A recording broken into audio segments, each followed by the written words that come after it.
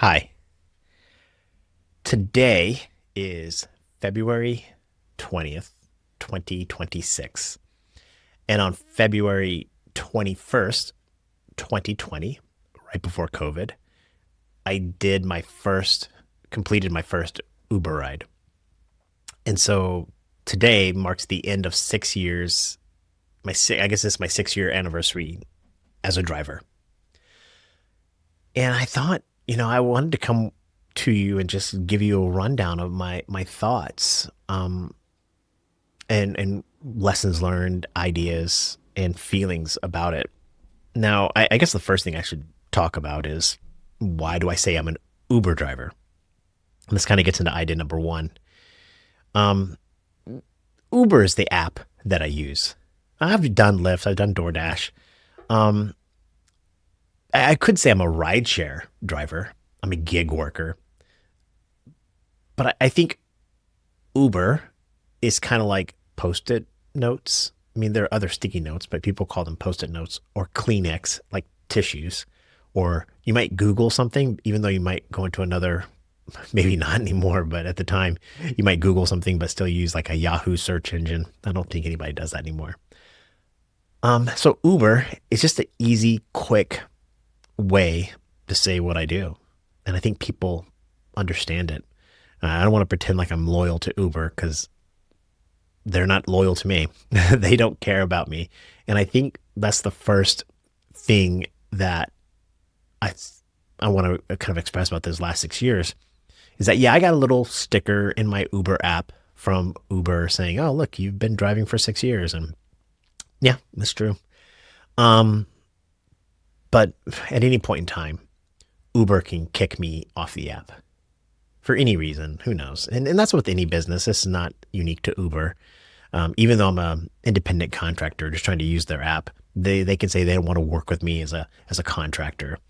Um, so yeah, I when I say Uber driver, I'm not trying to pretend like I'm loyal to Uber, but it's an easy way to explain what I do.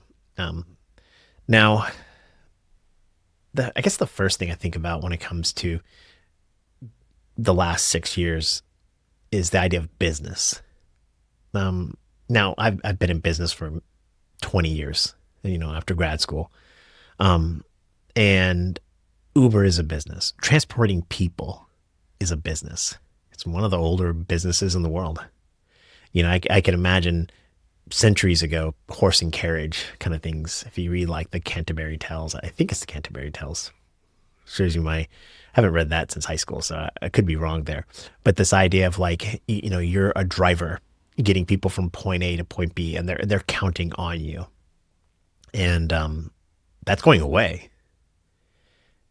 This industry that I'm in, it'll be all autonomous. One of the things that when I first started doing this, I drove my car. I had a Toyota Avalon, and it had distance control. Like, so I'd put it in cruise control, and it would maintain a distance from the car in front of me. I don't think it changed lanes. But yesterday, I drove for 250 miles, and I'd say 175, if not 200 of those were FSD.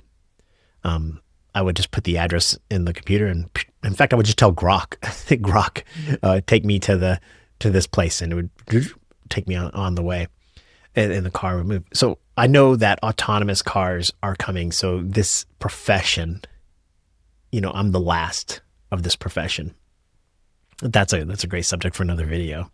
But yeah, so the business has changed. The app has changed. When I first started doing this, we were getting like a rate card, and there were bonuses all the time. Of course, COVID happened and things like that. Today, it's much more gamified. Autonomy's coming in, and it's changing. But that's really, those are probably the only two really big changes. More drivers. I make less money today than I did when I first started doing this, especially if you include inflation. So I have to work longer hours to make what I used to make. That's kind of the part of being burned out last year to some extent. Um, but the next thing I think about is service and serving people. Now, when you're young, when you're 18, 19, 20, even maybe whatever, and you take a service job. It's an entry level job. Um, you're working at the to the benefit of the people around you. So a good example is like a waiter. Your job is to, I don't know, I've never been a waiter, but I think of the waiter as somebody that doesn't want to let the experience of the restaurant die. They want that person, or the people at that table to enjoy the restaurant for whatever it is. So to make sure the glasses are filled or the food comes out hot, communicate to the cooks the needs of the people. So that's what the waiter does. You go into a restaurant because you can eat at home, but you go into a restaurant because you want an experience, and that server is kind of like the MC of that experience to some extent. Now, they're not a big part of it, and I think when you think about service, that's the other part is you're not the main character. You don't go into a restaurant because of the waiter. I mean, I'm sure there are a couple of restaurants where their waiters do things, but you go to the restaurant to spend time with your friends or your family or to eat a good meal. And so, but you're counting on the waiter to make that happen to some extent, to be a part of that on the outside. And then I'm using the word MC. And I think that's what an Uber driver does. I'm not the main character in the event of the stories of the people getting in my car. They're getting from where they were to where they're going. And they just have to, for whatever reason, get in my car. My job is to get them there safely, promptly, as smooth as possible, as professional. But the service side to the business matters a lot to me.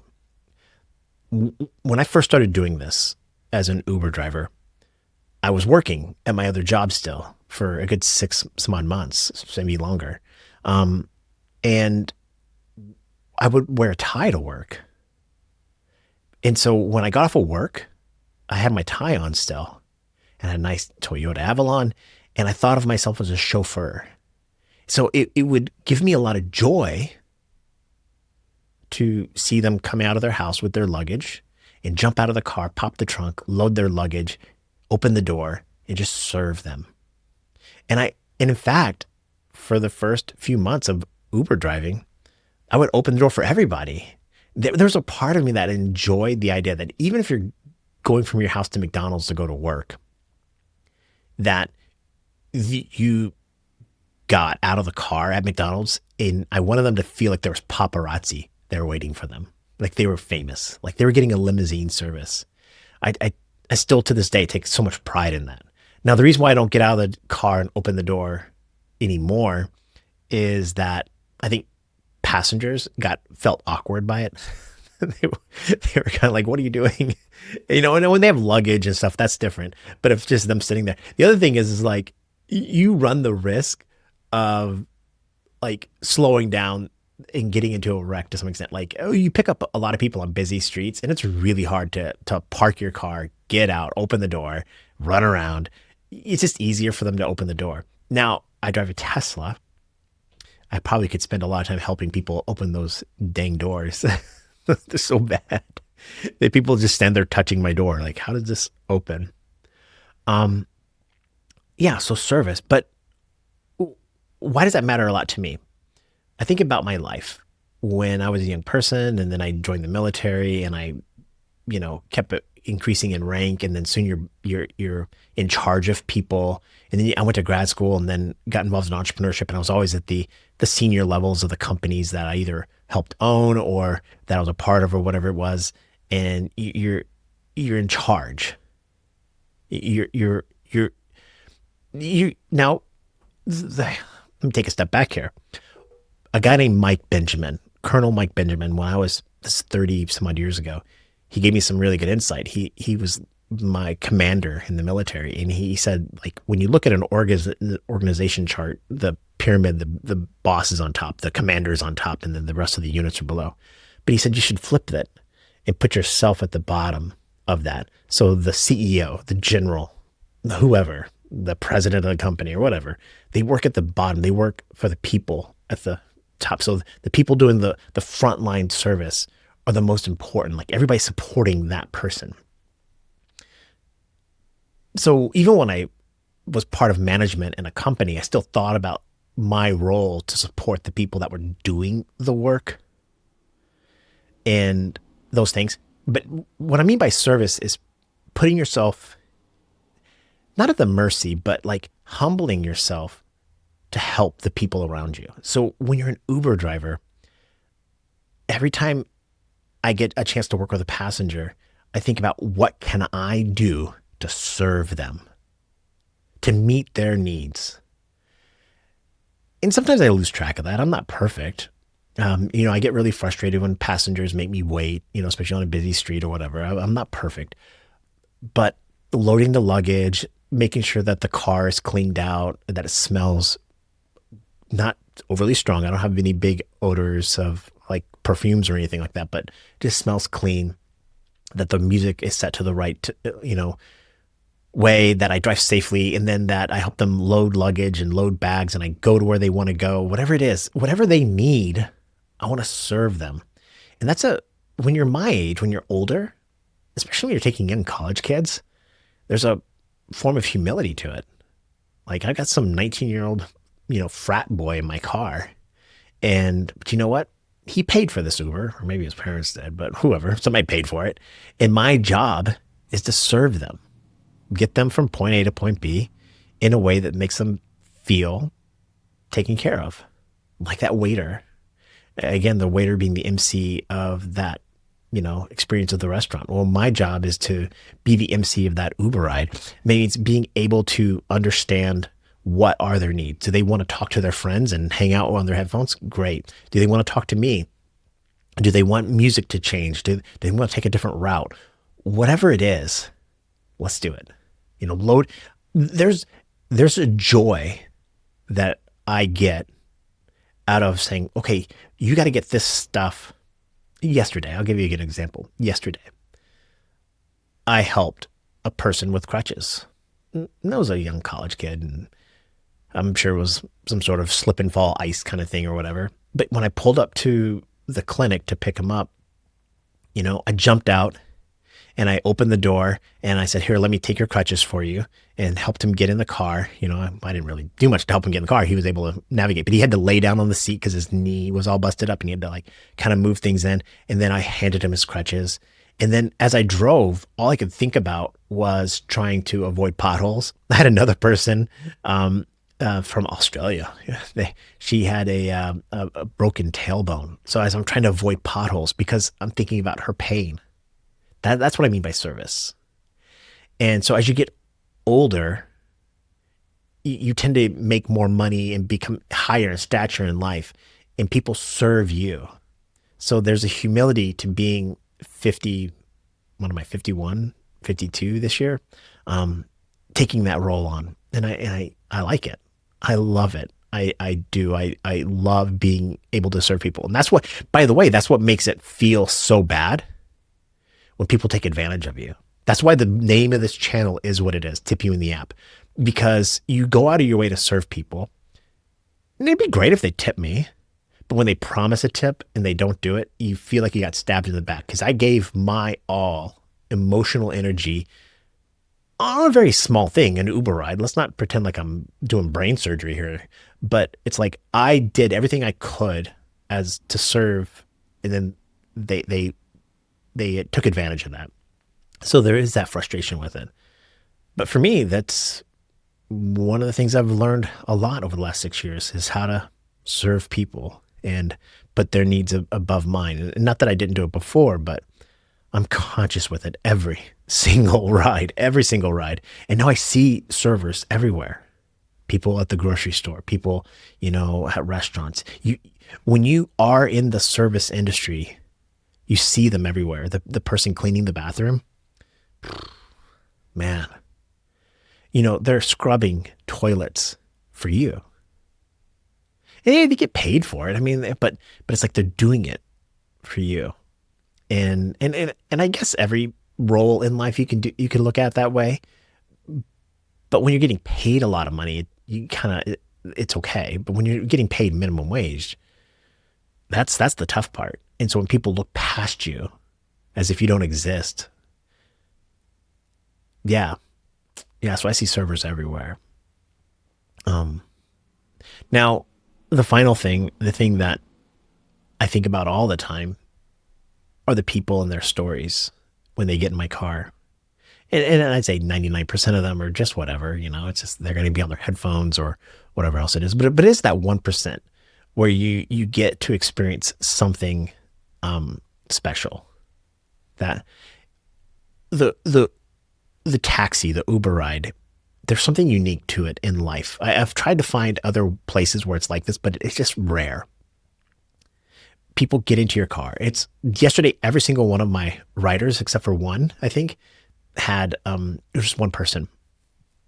So it's just one person getting into your car. You close the doors. My music's really low, so it's like we can't we can't hear the outside of the world. Everything kind of gets quiet. And it's two people, and naturally, I think human nature, we want to just at least kind of size each other up. And so we do the typical societal, hey, how are you? How's your day? And that could be a jumping off point to a blossom of a conversation. Now, a lot of times it means nothing and you don't talk at all. How was your day? Fine, good. Go in here and we go about our way. But sometimes, how was your day? Or how are you doing?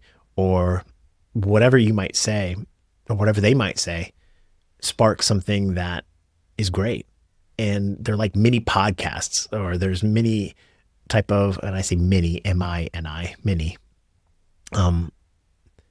Yeah, it's really, when I drive, like yesterday I was down in Ithaca, down in Cornell, and you get to meet people doing research on amazing things. I had a person who's doing research on Alzheimer's, and I was like, it was great to hear her perspective on what Alzheimer's is and how to prevent it. And not that she was, giving me anything that I didn't already hear before, but it was kind of nice to hear her perspective. And you're like, wow, I wish I could talk to her for hours, but I only get 5 minutes. I met somebody from Australia, and I love their accent, and I wish I could give it justice to do it here. And then, then there are times, though, rides that stick with me forever. I think about this one ride, probably 4 years ago, picked her up at a hospital. She was crying, and she didn't speak English well, but well enough that I understood that it was her son. He was dying, 4-month-old baby. And she had left the hospital to go back to the hotel. She was in town at this hospital trying to get care. And the father had left a long time ago. He wasn't around, and she was here with her mother. And I guess the mother stayed back at the hospital. And so she was just going to get freshened up or whatever. But she was explaining how like the insurance wouldn't cover a certain procedure and transfer her to another hospital. And she was really frustrated. And by the end of the ride, she said, "You're the first person that listened to me." I understood that. And I don't think that moment would have happened on the bus or the plane or her walking somewhere or driving in her own car. But there's this thing about we're in this quiet place. We're both strangers, anonymous. We're never going to see each other again. I'm never going to know what happened with her son, whether he lived or died. I don't know if she got the surgery. So I got a piece of that story. That is what makes Uber driving special to me, the people. And just picking up. So many Uber drivers will tell me, oh, you can make a lot of money doing Amazon Spark delivery or whatever, or the Walmart whatever app. And I'm sure I can. DoorDash too. But you just don't get to meet people. You're taking food or packages from, nothing to nothing. Now, they're good breaks. And I do like yesterday I did a shopping order, and that was fun to get out of the car and walk around and stuff. And I listened to a podcast for about an hour while I walked around Wegmans doing shopping. But yeah, the people that you meet, because see, when you see strangers, like going back to that, when I'm walking around Wegmans, you're not going to walk up to them and talk to them. You're not going to connect. So you're in the proximity of other people all the time, but you're not connecting on any level. And then there's other moments where it's like you work in an office and you have coworkers and you become friends or enemies or whatever it is in the office. And so you connect on a very real level, but it's the same people over and over again. Where with Uber driving, Every single ride, every few minutes, every 10, 20 minutes, something new happens, a new person. And you're never going to see them again. It's, again, strangers. And I think the right word for it is sojourners. You're just two strangers on a journey. And that journey, for the most part, is always pretty short, right around the block for the most part. But for those few moments, you're just there and you connect. And I like the moments when they're quiet too. I'm not saying we have to talk. I do like a good conversation. I do like hearing learning new things.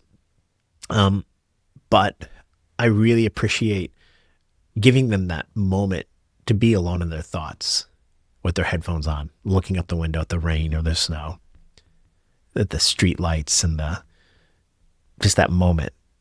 And while I can't experience what they're experiencing, I don't know what they're thinking, I feel I'm a part of it just for that moment. Who knows? Yeah. So it's the people. That's the fuel to my Uber energy. If you don't like people, you don't want to be in this gig. Because it can be a challenge. But if you like people and you're willing to be a good listener and connect, there's nothing better. If you've got a better example, people will say it's like being a bartender. But see, the bartender, you're face to face. You're looking at the person, and you might be serving other people at the bar. And you can always go back to that bar. So if you like that bartender, you can go sit at that bar stool like Norm, on Cheers. You could go sit at the corner of the bartender and be there every single day, hanging out with Sam Malone. If you're too young, Cheers is a show from the 80s. So see, you're not strangers. And there are moments where it feels like a little bit of a confession booth. People will just blurt some of the more intimate things about their lives to you. And you're like, but it's not a confession booth, because while I don't understand Catholicism priesthood, I know that when you go in that booth, and even though you're not face to face talking to each other, that person's there to listen to you confess your sins, the priest. When you exit the booth, that person's still the priest at your local church, right? So you're going to see that priest all the time. So so again, it's not, the setting is very similar, but the characters are familiar with each other. The taxi Uber thing, and I think that's why Taxi Cab Confessionals became such a huge show. And I think that's why people like me like doing it, is the people, the stories, and you just get to be a part of it. I like being out in the city. I like having control of my day. Do I want to make a podcast, or do I want to go out and work as an Uber driver? I like all those things, but it's the people. And the final people that I want to talk to, the people I hope that stuck around for this to the end of it, are my fellow Uber drivers, Lyft drivers, taxi drivers, whatever. It's a lonely job. Now, I just told you the people and why I like it. But what I mean by lonely is that the Uber, Lyft apps or whatever, they could care less about you. You don't even talk to humans anymore. You talk to an AI chatbot, and that AI chatbot could randomly decide that you didn't take your picture fast enough on the app, so they're going to kick you off the app or whatever else it is. So it's a very impersonal relationship with some sort of artificial intelligence. So that's you're not with anybody there. And then the other thing is, if you're a driver, you kind of know that other drivers are kind of competition. Like, I've got my secret spots, and I try not to talk too much about those. But when I go to those secret spots, if you ever see another driver sitting there parked, waiting for a ride, they're competition. So you're not in a community of drivers, at least when you're out driving. Maybe this is a community of drivers or other YouTube channels or stuff. But and I try to be friendly to other drivers. I'll tell you a funny story. I was driving late one night. I pulled up to this fraternity. They were having a party. There's another Uber driver there, and he was going the other direction. So as we pass each other, we kind of stop right next to each other and look at each other. And I roll my window down, and so he rolls his window down. And it was like 1:00 in the morning. And I'm like, "Hi, my name is Levi. I'm an Uber driver. Nice to meet you." And he's like, "So the beep what?" And he rolls his window up. I think he sees me as competition. So, but my fellow drivers, when I say it's a lonely job is that you're working for yourself by yourself. Now, you might be interfacing with people, but you're not building long term relationships. You're building these short term things. And I know there are some drivers that are alone, they don't have families. And you have to drive a lot of hours now to make money. So it's not like you have a lot of friends. I mean, if you think about my friends from my previous life, they were all coworkers for the most part. And it can be a lonely life. And I know a lot of lonely drivers. I get their messages and man, my heart goes out to you. That's why I create so much content. I want content that you go, yeah, I recognize that. I understand that. I know people want me to make a lot of content that says, here's how to make a lot of money as an Uber driver. If you want to make a lot of money as an Uber driver, learn a skill while you're driving and then take that skill and go do something else because you're never going to get rich as an Uber driver. And that's my advice when it comes to making money. But I understand. I really do. There are times, even though I go story after story, and especially if I get quiet ride after quiet ride after quiet ride after quiet ride, if I go for an hour or two and barely get a couple of words out of my passengers, yeah, I can listen to a podcast or something like that between rides or whatever. But yeah, you see people everywhere, but it's like being in the mall, walking around, not talking to anybody. That's a good way to say it. Being in a crowd and not knowing anybody and not being able to share that experience with other people, that not connecting. So yeah, it could be a lonely job. It's still fun. I'm not saying it's a bad job. And if you can connect with people and get those brief stories out of it and do something with that story, then it's an amazing thing. So for me, I like to write them down and sometimes I publish them and I change things if you're an Uber passenger listening to this, I never share the details of, who you are, what we talked about or whatever. I always try to change things up a little bit. So you're still anonymous no matter what. I don't show your picture on the internet. But yeah, the lonely part of the job. So my fellow drivers, our days are numbered. The world of autonomy and robots and AI is coming, and we're one of the first groups of people that they're coming for. And it's the reality. And so you're out here grinding away for less and less money by yourself. But I want you to know that I care. I really do.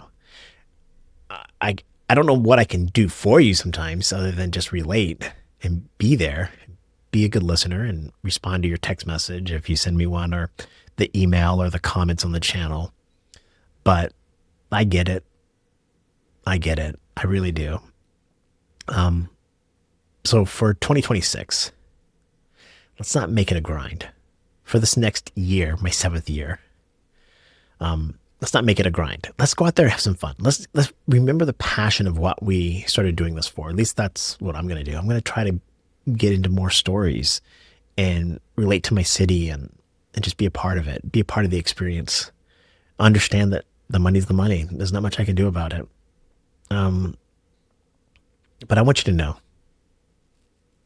that I hope you're safe. I hope you're healthy. I hope you're happy. Have some fun. Make some money. But I want you to know that I'm cheering for you. Be well. Bye.